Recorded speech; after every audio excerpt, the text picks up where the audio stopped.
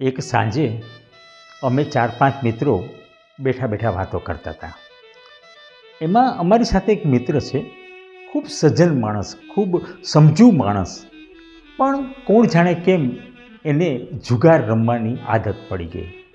જ્યાં સુધી રાત્રે પોતાના મિત્રો વચ્ચે બેસી અને જુગાર ન રમે ત્યાં સુધી એને ચેન ન પડે.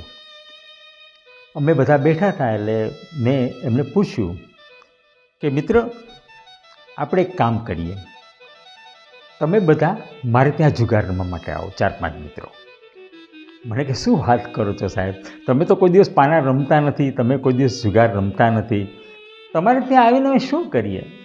મેં કીધું કશું નહીં, બસ તમે જેમ ત્યાં રમો છો એમ મારે ઘેરે રમજો અને હું પણ તમારી સાથે રમીશ, પણ આપણે એક નવી રીતે જુગાર રમીશું. મને કે કઈ રીતે નવી, એટલે કઈ રીતે?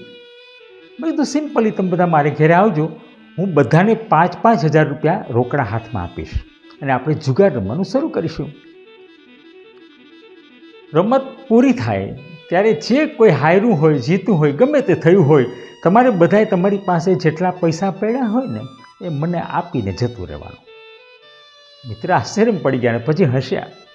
અરે સાહેબ, આને થોડો જુગાર કહેવાય, તમે અમને પૈસા રમવા માટે આપો, અમે હારીએ જીતીએ જે કાંઈ થાય એ બધું જ છેલ્લે તો પાછા તમને જ આપીને જવાનું, અમારું તો એમાં કશું નહીં. આમ જુગાર રમવાની મજા ના આવે.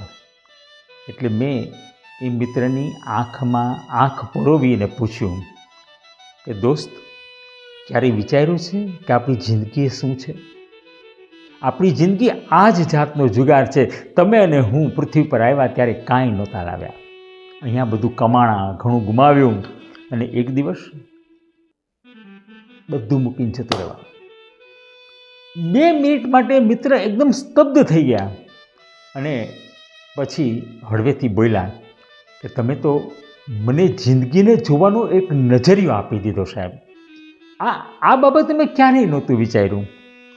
મને લાગે છે કે હવે મને જુગાર રમવામાં બહુ મજા નહીં આવે.